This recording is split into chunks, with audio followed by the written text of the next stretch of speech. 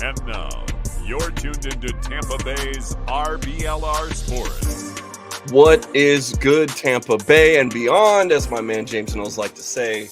You are listening to the RBLR Sun FC podcast, and I am not your normal host. I am not Liz or Tom, but I had to step out of the producer chair and into the microphone spot, but I didn't come alone again. My name is Eureka Wheeler. More than happy to take care of you guys tonight, but I have two voices, two people that we've heard on the network, and that have more than enough credentials and experience covering this league, even in its early days. So first, let me introduce to you our senior analyst for the Rowdies, but also the writer that does all of our recaps on the RBLRsports.com. That is the one and only James Knowles. How are you doing, sir? I'm doing well. So far, my power has only flickered, so that's good signs at 6:30 p.m. on this particular Thursday. We're getting there. And then, of course, James started he has a different podcast with the one and only Kartik Krishnaiyer, which Beyond the 90 is awesome, and you should definitely check that out. Every week they're talking about all of the Florida USL Super League teams, not just the Sun, but also Fort. With I don't know whether the other team, the other blue team down there in the south, and then soon to be Jacksonville's. Kartik, how are you doing, sir? Great to be with you on this windy Thursday night for those of you in the Bay Area and me here in South Florida. It's just been howling all day. It's been this storm has been something else. Yeah, you had posted on Twitter just earlier that the entire state of Florida is under tropical storm force winds. Yes. Yeah, I mean, it engulfed the entire peninsula. It was crazy. Yeah, and I've been following tropical weather for 30-some years down here in Florida. First time I've ever seen that. That's how massive the storm is. Crazy. Yeah. Well, we hope that we can provide you maybe a little bit of entertainment and a little bit of taking your mind off of the wind and the rain as we talk about. Spirit. Yeah, we're hoping that we can provide a service to the community and talk about our Tampa Bay Sun FC and also maybe the league as a bigger focus, right? So I want to take advantage of your guys' expertise and insight, where we kind of look at the entire league. Let's take a more of a 10,000 foot view, and I guess. Kartik, let me ask you, is there one or two things that you would want to point out right now that the league is doing? Because this is an experiment. A lot of things are different than any other North American sports league that we've been put together, but definitely different than the other first division of women's football. So is there one or two things that you have seen so far that you would like to kind of commend the league on doing in this experiment so far? Yeah, I think getting every match on Peacock and getting us some really good commentators and the different windows. I mean, I know once they get to 12, 16 teams, they can't do that. But putting each match in different windows means we've been able to see every match. Either you're at a Sun match or Fort Lauderdale United hasn't had a home match yet, but you're either at a Sun match or you get to watch the other teams. So that has been fantastic. I think the scheduling has been great. I know maybe there have been concerns about the attendance as a result, but I think it's been important to establish this as a team, as a media property, and kind of build the base around the league. And then the other thing I think they've done really well at is promoting the clubs to local fans. So that is something the league has focused on. I know there are a lot of people who cover NWSL who don't know why USL Super League even exists, who are not covering the league and are saying, well, there's no buzz about USL Super League nationally. But there is buzz in each of the individual places that there are clubs, whether it's in Tampa, St. Pete, or Fort Lauderdale, Miami, or in the other six places where they're playing this year. We've seen great crowds in Spokane. We saw a decent crowd in Dallas. We've seen good crowds in Charlotte. So Lexington, good crowds, as poor as that team has been. So, and then we'll see what the crowds are like in Brooklyn and Fort Lauderdale when they open. Yeah. James, I guess I'll have you piggyback off that. What's a thing that you think has been good for the league so far that's a standout? Yeah, I think that Kartik took a couple of the ones that I was leaning towards, so I won't rehash them other than just to say that this is this is one that I think is not, it's not controversial, but you look at it and it's a little silly of a take. There's been a huge focus on trying to get teams into their own stadiums, and if possible, a stadium that is kind of dedicated to them. Obviously, most of them they are borrowing stadiums, but they are very well done. Those of them that have played in their own stadiums. So I guess at this point, that is not Fort Lauderdale United and Brooklyn, but the other teams I think are all doing very well. Spokane, that one is owned by the team or the organization that owns both the Spokane men's and Spokane women's USL team. So that's really good. That's the same case for Lexington. In fact, the Lexington women's team opened that stadium. So fantastic there. I think the Tampa Bay Sun have done an incredible job with their own stadium and rebuilding that one, because eventually they probably won't want to stay there and they will end up donating to Blake High School, a very great facility. But the other thing that I wanted to note about the league, beyond the work that they have tried to put in, and it will eventually come together for all teams in this league, but what they have tried to put into place, that they have succeeded on with pretty much every franchise other than maybe Lexington, is the quality of the rosters that we're seeing. I think that there was a lot of buzz in the Tampa Bay Sun fan base, especially, and that's the one that I know the best. So obviously it makes sense that that's the one I'm going to hear most from.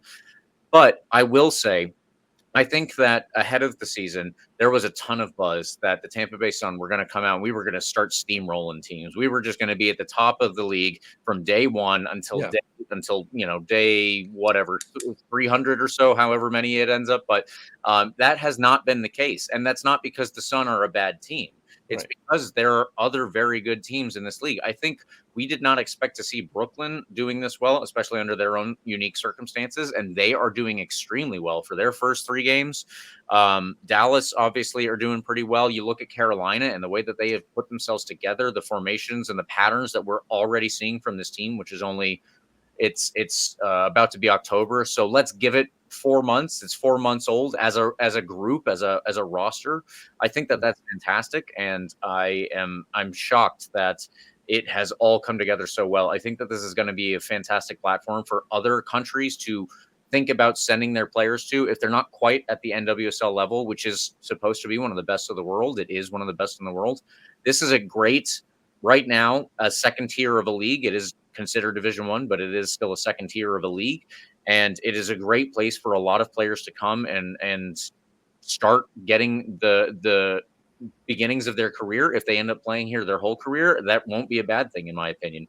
Let's go. I don't know if this would work with American visa laws, but let's go get some of those North Korean girls who just won the under-20 Women's World Cup. Let's go get them, bring them in, or something like that. I'm sure that there's a lot of talent that is looking at the USL Super League and they're thinking, man, I could play there, and it would be a pretty good place to go and play.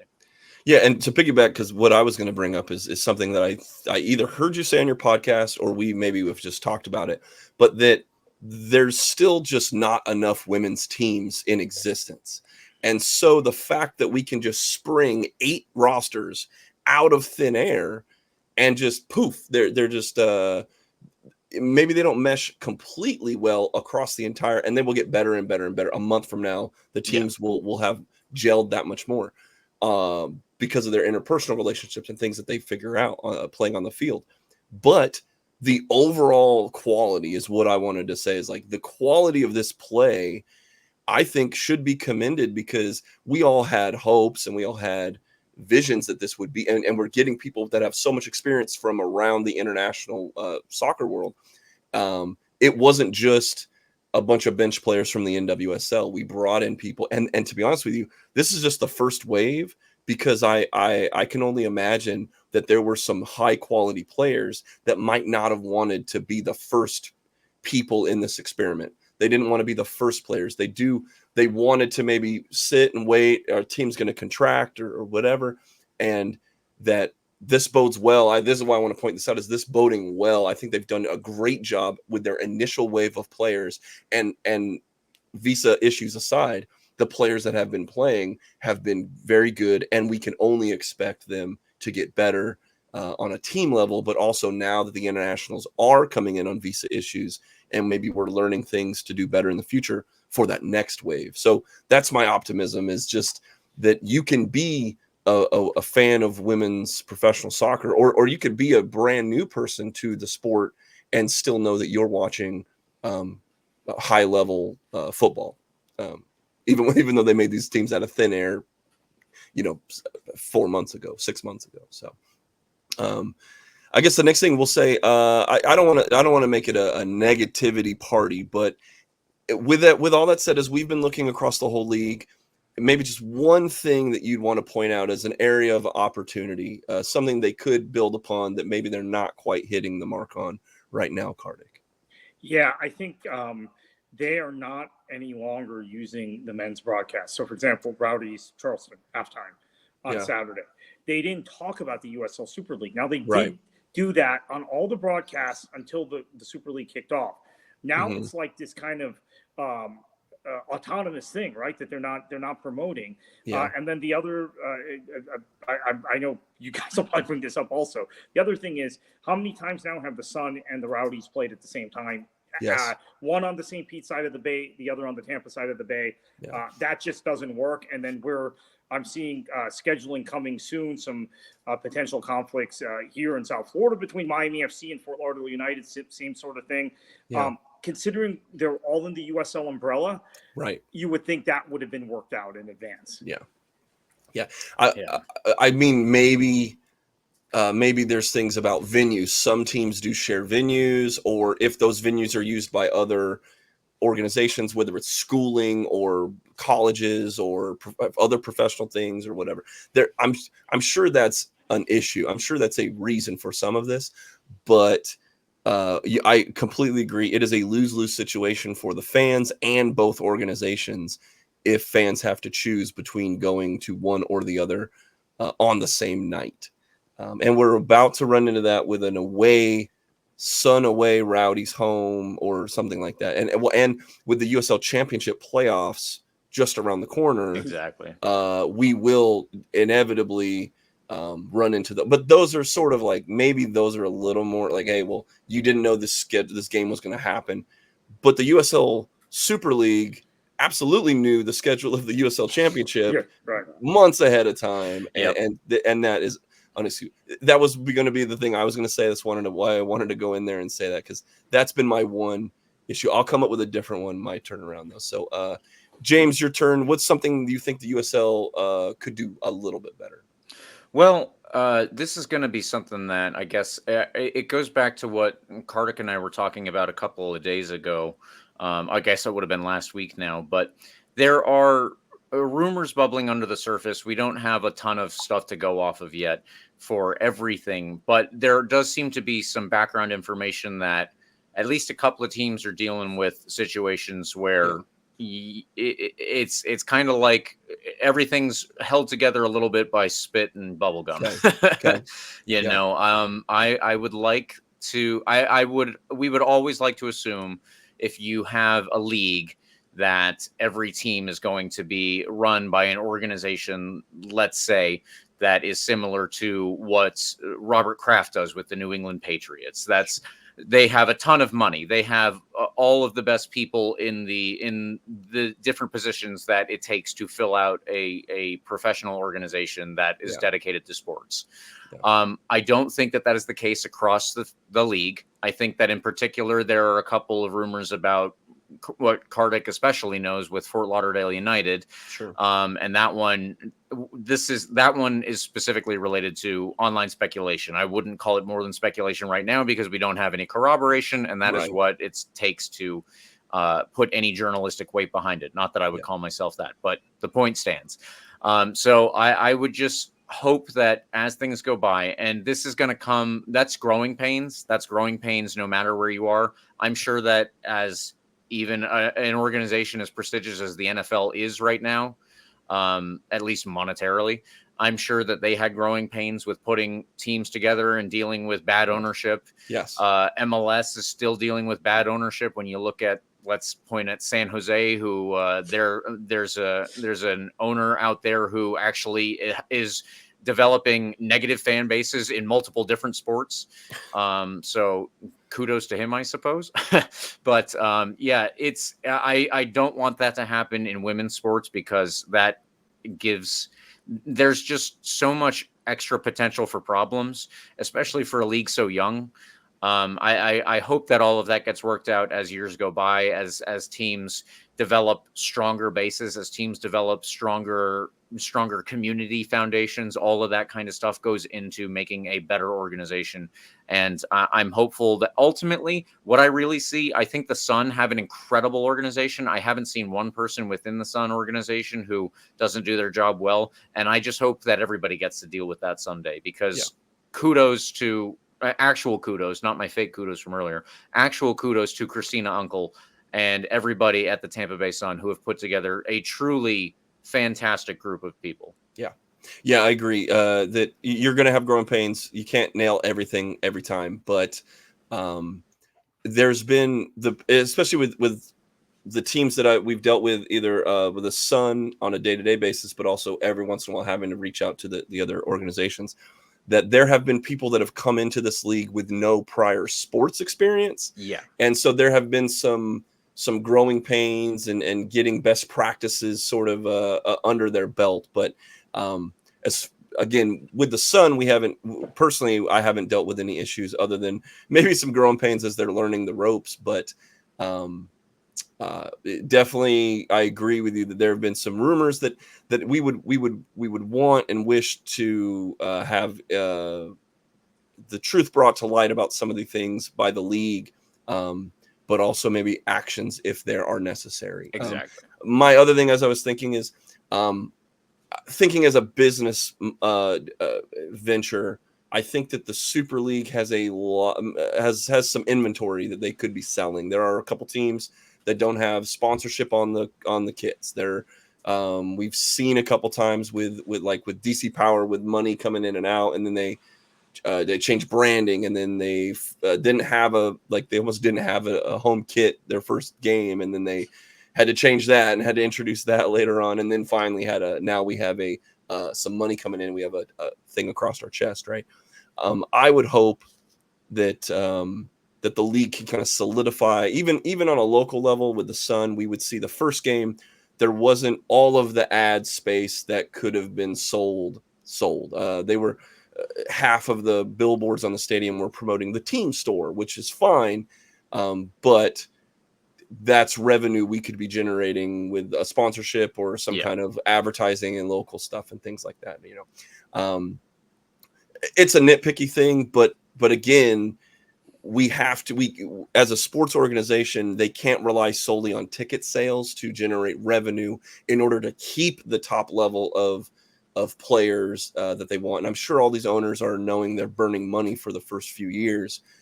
So anything we can do, if I'm in that organization, anything we can do to help get the break-even point as close as possible, if not generate $1 of profit as a pie in the sky goal. So, but I thought it was important that we get that. Some of our listeners and readers don't have the opportunity to see the league as a whole. Sometimes we kind of have our tunnel vision. So I think that was good. And I think it gave a lot of people some things to maybe go on their own and go kind of see some of the other journalism that's being done in this league about the good and the things that they need improvement on. So I guess let's turn our attention to the pitch. And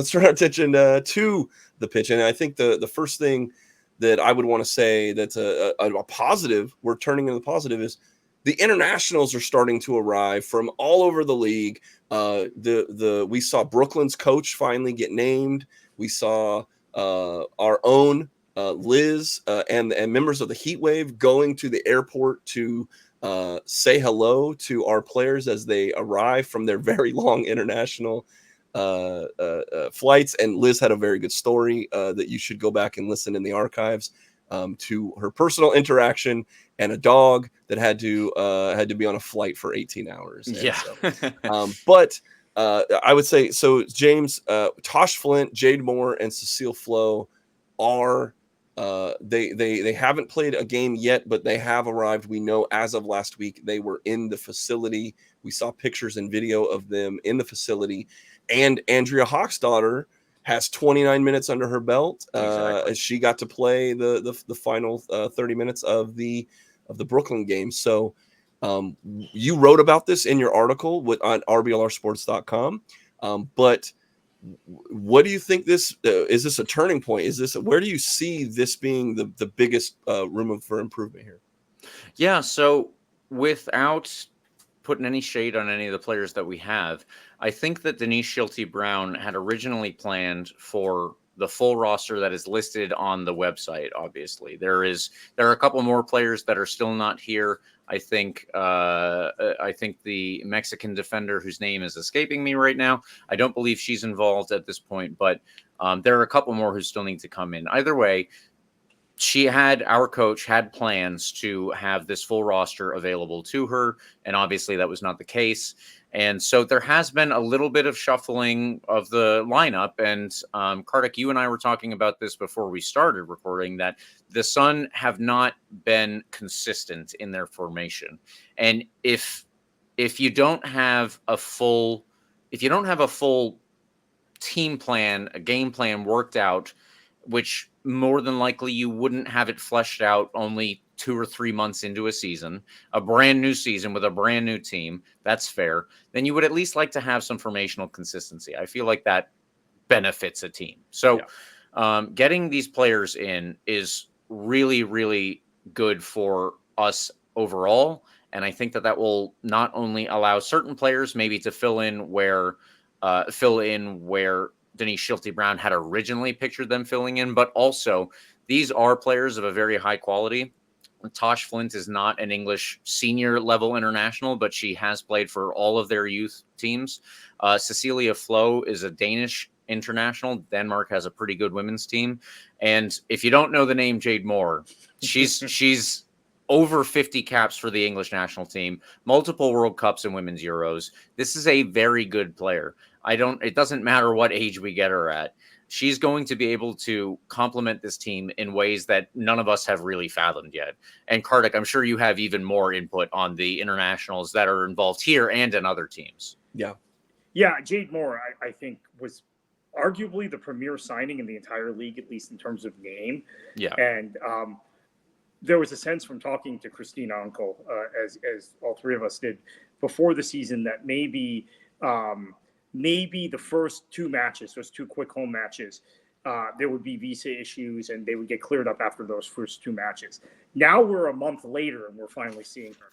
So that's really, really fortunate that we're finally seeing her. But I don't think Denise Schilte-Brown thought she would be without all 3 of these players beyond those first 2 home matches, which is why we saw some tinkering in the formations after that. And some attempts to stimulate moving players into midfield and doing some things differently. And it hasn't looked terribly consistent, as we've talked about, and James and I talk about every week on our podcast. So this is going to also improve the depth of the team, because the other thing we've seen from Tampa Bay is that there have been serious depth concerns. Did not expect Dallas to appear to have a much deeper squad than Tampa Bay when they went head to head. Did not expect Brooklyn to look like they had an equally deep squad to Tampa Bay. I think now that's been corrected. The thing I think about players in general outside of Lexington, I think we can pretty fairly say has done a poor job of constructing their squad. Some of us got fooled. It wasn't just those of you in kind of Tampa Bay Sun world. I looked at the rosters and the roster builds and thought, okay, Tampa Bay and Carolina clearly have gone out and gotten established players that we know. They're going to be a cut above everybody else. And what turned out happening with DC and Brooklyn in particular, I think are and Dallas. Well, I mean, Dallas started throwing money at people, so I'm not surprised that they're doing well. But Brooklyn and DC built their roster so late, we thought they would be not competitive teams at all. Mm-hmm. And what happened is, I think because those areas, and to your point, Eureka, there were not enough women's teams. And there were so many, 99% of college NCAA, this doesn't include NAIA schools, but NCAA Division 1, 2, 3, women's players don't have professional opportunities prior to the start of the Super League. 99%. Yeah. Men's level, it's a lot lower than that.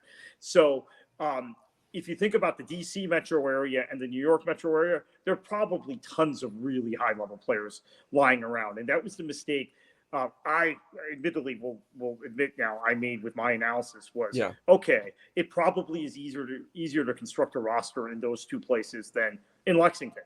And so those teams are very good, and they've got actually some good international players, to your point, and so does Dallas. So I agree with all of that, but I do think on this point specifically, coming into this game against Carolina, now we're going to see the Tampa Bay Sun we expected. Finally.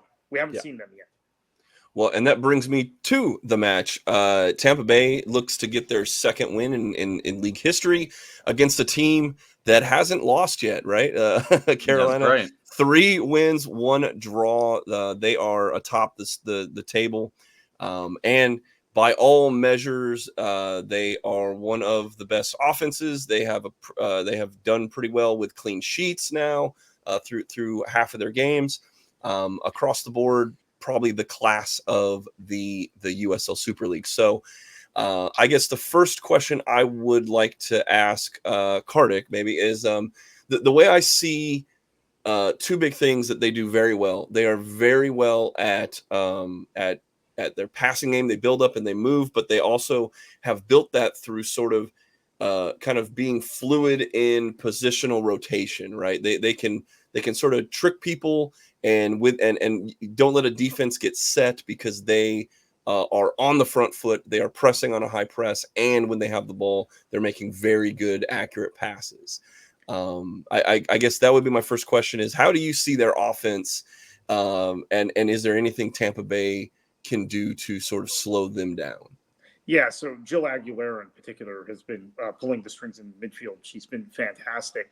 I think James and I talked about this last week, or at some point on our podcast about Carolina, that they resemble a little bit of a Red Bull team, right? That they press high, they win the ball back, they create quick scoring opportunities, and they've kept clean sheets. But a lot of it is because it's their press working. I mean, I'd love to see if their defense was ever on the back foot, if they're good one-on-one defenders, if they're able to hold out, if the flow of the game is going against them. They had the good fortune of opening at home with 3 straight home matches to start the season, I think, or 3 of the 4 matches. Yeah, including the one that just had the large attendance at the very beginning. Yeah, against DC. And you saw it in that match. I mean, there were times DC got the ball, were trying to knock it around, ping it around in their own half, and that high press would work. Yeah. Quick change of possession. And I think the thing about this team, and Mia Corbin, among others, in their attack, is that they're able to create these positional mismatches when they get into that mode where they press high, they turn over possession. The shape of the defensive team is never properly set, or often not properly set. And Corbin, she's been a good finisher, but we've seen them create goals from wide areas and centrally. My concern about the Sun, that James and I talk about every week, is this positional thing with the tactical shifts, with players effectively playing out of position, trying to stimulate different ways to maintain possession. Now, maybe that changes with the new players, but obviously they've just arrived, and it'll be interesting to see how Denise Schulte-Brown beds them into the team. Do we see 1 or 2 of the 3 that just arrived start in this match, or do we see them come off the bench late in the match? But either way, I think it's a boost for the Sun mentally to get because this has been hanging over the club's head for 6 weeks now, right? When are they going to be cleared? When are they going to show up?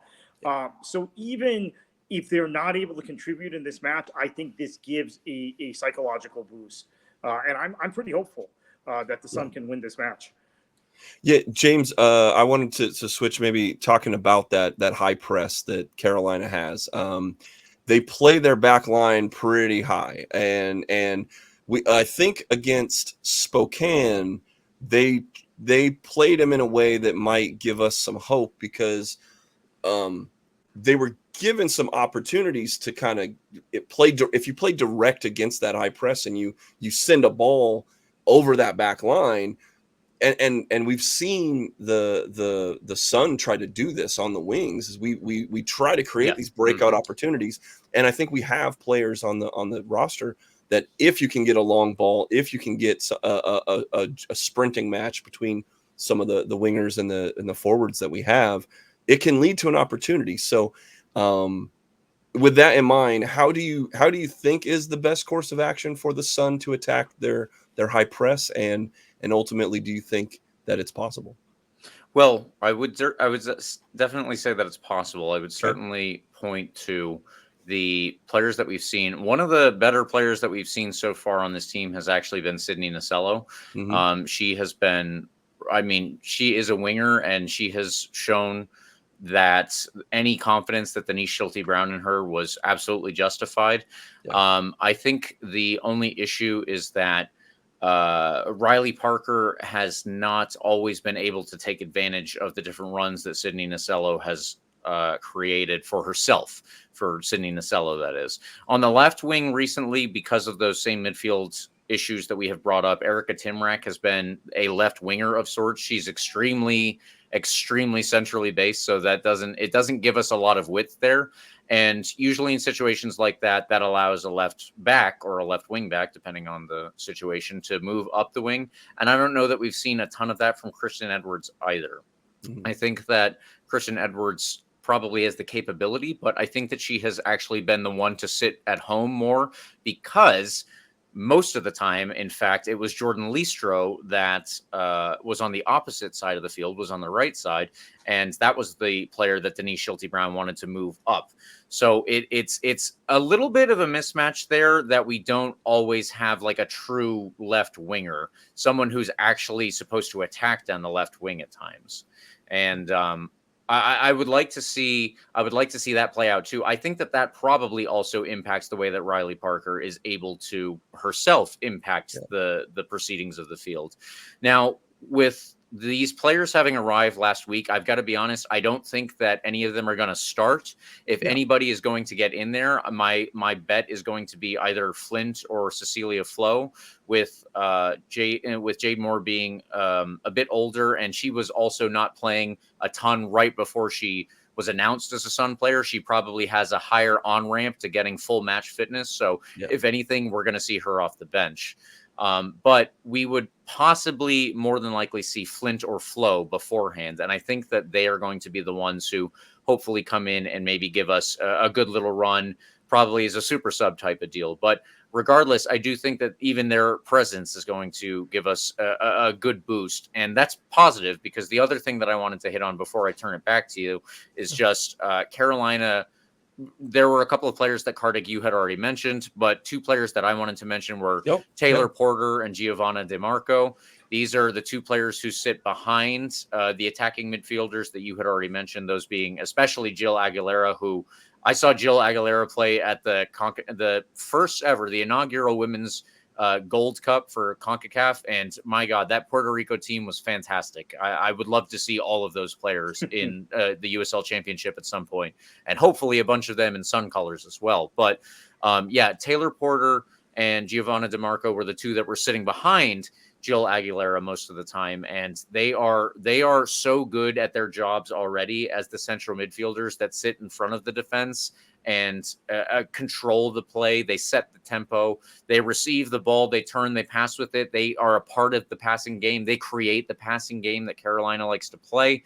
I just think that they are going to have, if anyone's going to have an impact, it's going to be because from Ascent, that is. If anyone from Ascent is going to have an impact on this team, it is going to be because Porter and DeMarco have created that situation. I was going to, a couple players I wanted to shout out. We already talked about Mia Corbin, but if you dig even deeper, why she's one of the players that you should look for Carolina. 2 goals scored, good finisher, as Kartik mentioned earlier. But you look at 82nd percentile in chances created, 91st percentile long passes accuracy, 87th percentile in passing accuracy in the opponent's third, 80th percentile in total passes as a counting stat. She's very active. She gets it done, and she's very, very clinical, not only in scoring the ball, but creating those chances to make more things happen. So I love seeing that. And then a couple other players that I don't think we've talked about yet, but Riley Bateson, 2 assists for those goals. Also another person, 89th percentile long passes, 87th percentile chances created. So not many more players in this league doing better to create than Riley Bateson is. But on the defensive side, Renee Guillon, 80th percentile of chances created offensively, but it's the defense. She is a defender, and she's across the board in that top 20th of the league, where you're talking whether it's blocks, interceptions, tackles, and tackles won. She's around the 80th percentile across the board. And those are your top people. Carolina also has a couple players in terms of depth that they're also very, very, very highly rated in terms of all the things that they've done on the pitch so far. So it's a tall task. It is I'm not going to sit here and say we should, we're going to go blow them out or anything. Right.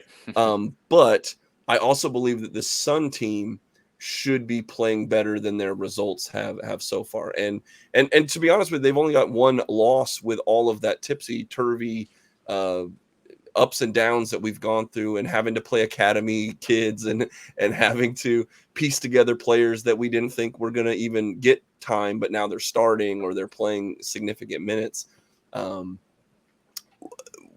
So I would say there's good and there's bad and there's things to worry about, but there's also positivity.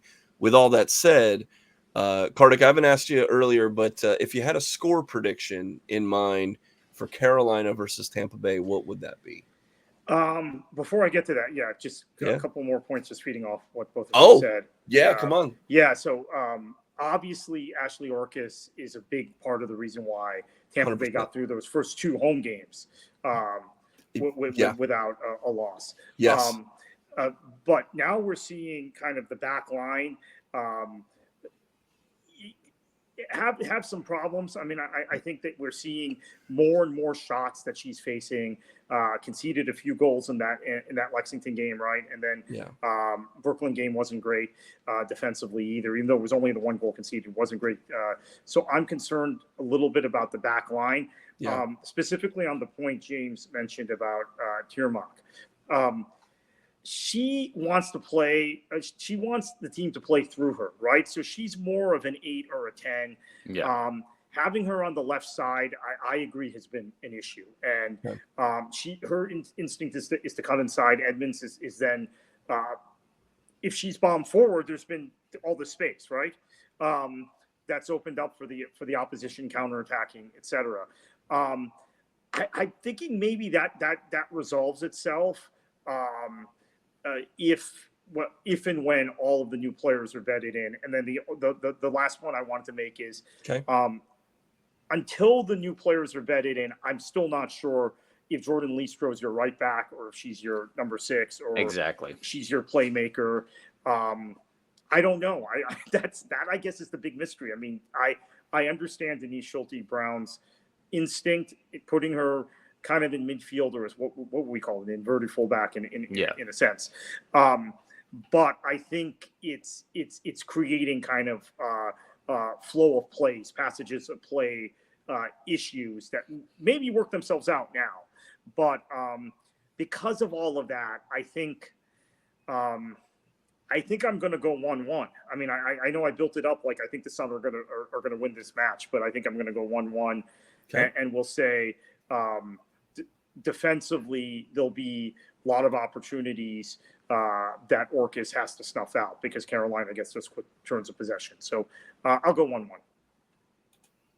James, I know you've put your score down in your article, which is at RBLRsports.com. Everyone should go read that. But for the benefit of our viewers here on YouTube and all around our social media, what is your score prediction for this game? Well, I will say I went with a 1-1 draw as well. However, I'm going to take a page out of Mr. Carlos Rueda's book, and I'm going to have my own pick that goes out, and that's my official pick, but I'm going to have a vibes pick. Okay. I'm going to have a vibes pick for the game as well. This is good. And my vibes pick is going to be, what am I feeling? 2-1 Sun win. I love it, because that is actually my exact score prediction that I put in our article. Is I was the only one in the article that had us winning. I think it's 2-1. I think that with time to gel, we've had this off week. We're getting the vibes of our internationals and our people that they've been FaceTiming with this team across the pond. Now they're here. Now the youth that we have is being able to soak in at least 1 week of a week and a half of training with these things. But also, like you're saying, the positions that we can now put these players in is hopefully the right ones that we had envisioned from the beginning. But also, I do see. Well, the question is, does Carolina play as direct? And do they believe that they can just overpower them with the high press? Can they be so much on the front foot that opens them up for us to play very directly and get over the backside, which I think would create a number of chances. And we saw even against Brooklyn, especially in the final 20 minutes. We create chances. We overload. We try to get people in the box. We have people that can poach in that box, that they can put some balls in the net. But if Carolina sits back like they did against DC earlier in the year, when DC only had like one real threat, do they see that, okay, only Nacello is the threat? Oh, if we take her out of the equation, they can't really create anything. And so that's my question. Go ahead, Kartik. Sorry. Yeah. You want to get in here, buddy? This feeds right into Denise Schulte-Brown's thinking about Jordan Leestro. Yeah. Right? If you have her, even if you start her right back, right, you have her step into midfield when you're in possession, she can pull the strings, and then you can maybe create some mismatches, right? Yeah.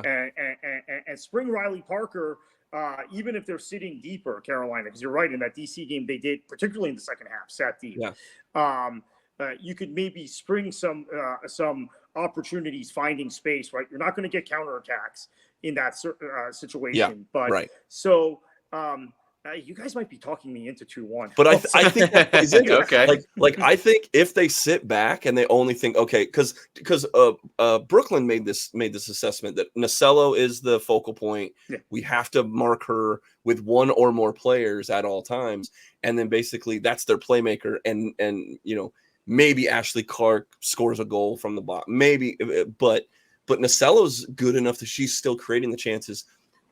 When Denise Schulte-Brown told me in the post game that in the first half they couldn't get anyone in the box. There were crosses to nobody, crosses to one person, and that's not going to get it. They fixed that problem in the second half, and I believe they will play even more direct against Carolina. And so if they sit back, they're going to let us create chances, and I think that's a recipe for success for us.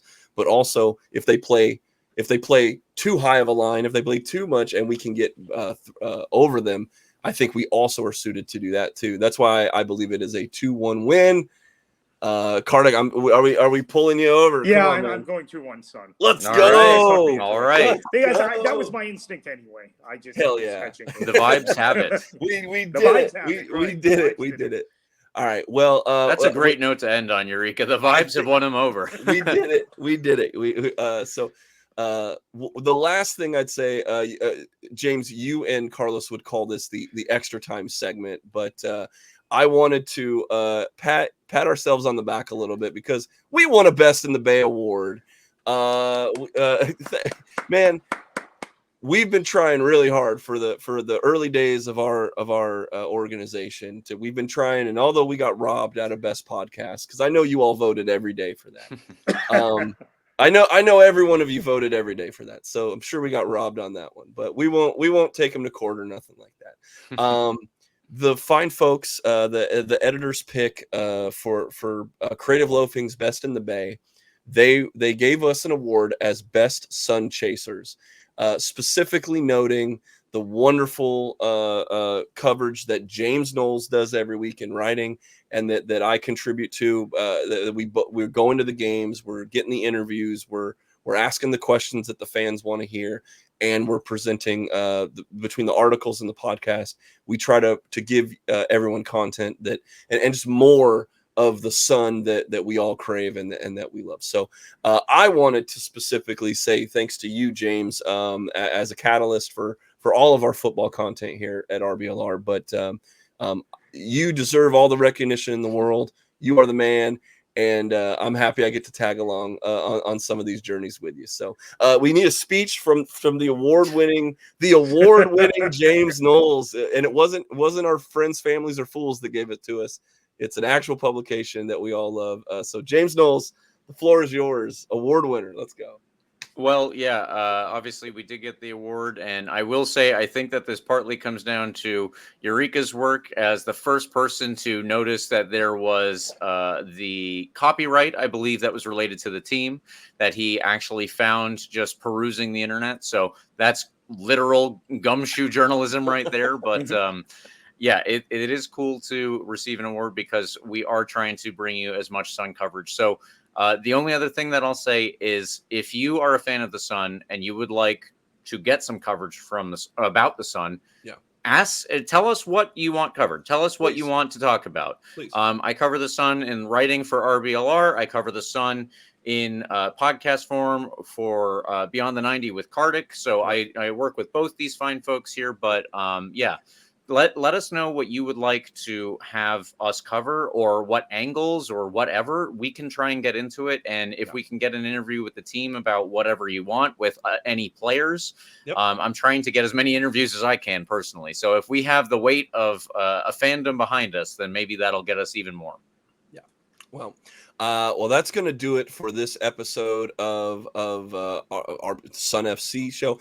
Wanted to also say another great thing. Thank you, Kartik, for joining us. Oh, thank you. You've now been a couple times on the programs and always have a depth of knowledge and insight that we are benefiting from. So we really do appreciate that. Yeah, thank you for having me as always, and congratulations on that award. As someone who, in my past life, when I was doing political stuff, leaned on Creative Loafing Tampa a lot. That award, that's awesome. That I can't. And for those who don't know about that publication, to be recognized by them, that is such a testimony to the work you guys are doing. So congratulations. We dig it, man. Well, for another week.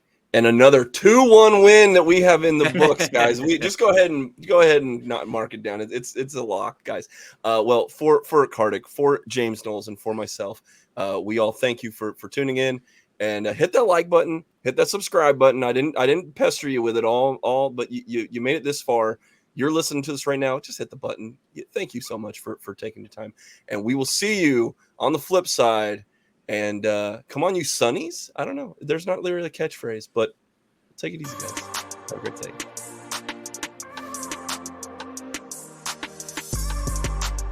Thank you for tuning into this presentation by RBLR Sports. On your way out of the stadium, please remember to like and subscribe.